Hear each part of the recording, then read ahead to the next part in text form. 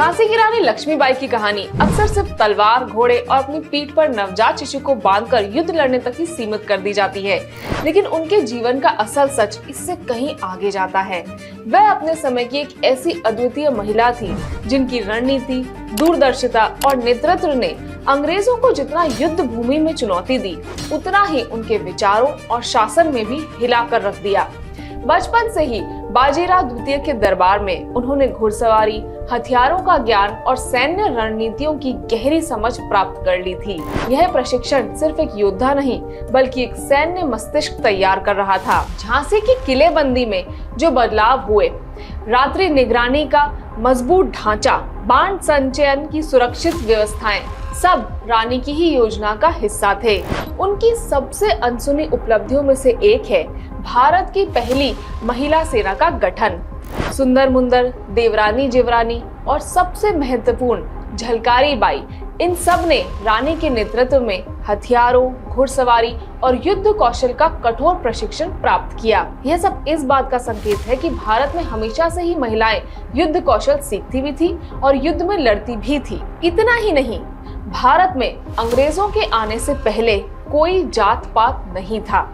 रानी लक्ष्मीबाई ने झलकारी बाई जैसी अनुसूचित जाति की महिला को न सिर्फ अपनी सेना में शामिल किया बल्कि उसे अपना प्रतिरूप और विश्वसनीय सहयोगी भी बनाया। कई बार झलकारी बाई ने युद्ध में रानी की जगह मोर्चा संभाला और ब्रिटिश सेना को भ्रमित भी किया। यह उस समय की सामाजिक बराबरी और सैन्य चालाकी का अद्भुत उदाहरण है। रानी सिर्फ युद्ध भूमि की ही महारथी नहीं थी, वह एक सक्षम और समझदार शासक भी थी। झांसी के शासन में उन्होंने अपनी नीतियां लागू की जो आधुनिक प्रशासन की मिसाल बन सकती हैं।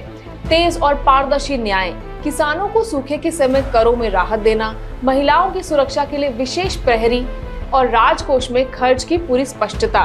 उनके शासन में झांसी आर्थिक रूप से मजबूत था, जबकि कई पड़ोसी राज्य घाटों से जूझ रहे थे। 1857 में संघर्ष भड़कने पर रानी ने सबसे पहले अपने नागरिकों की सुरक्षा को प्राथमिकता दी। उन्होंने बच्चों, महिलाओं और बुजुर्गों को किले से सुरक्षित निकालने के लिए गुप्त मार्ग बनवाए। युद्ध की गर्मी में भी उनका मानवीय चेहरा उतना ही दृढ़ था जितनी उनकी तलवार।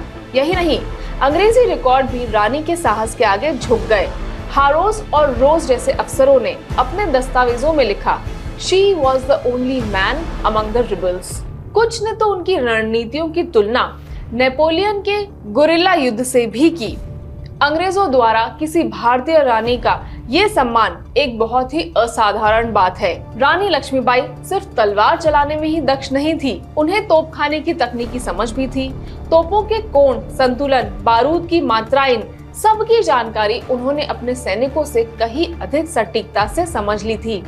उन्होंने महिला तोपचियों की टीम तक बनाई थी, जो अपने आप में एक अद्भुत कार्य था। ग्वालियर में अंतिम लड़ाई के बाद अंग्रेज अफसरों ने उनकी वीरता से प्रभावित होकर रानी को सैन्य सम्मान के साथ अंतिम विदाई दी। यह घटना अपने आप में इतिहास की दुर्लभतम घटनाओं में से एक है, जहां शत्रु भी योद्धा के साहस के आगे सम्मान से सिर झुका देता है। रानी लक्ष्मीबाई का जीवन सिर्फ एक रानी का संघर्ष नहीं बल्कि एक स्त्री के सामर्थ्य, बुद्धिमत्ता और अटूट साहस की कहानी है। वह इतिहास नहीं, एक प्रेरणा है जो हर युग में नई रोशनी बनकर उभरती रहती है।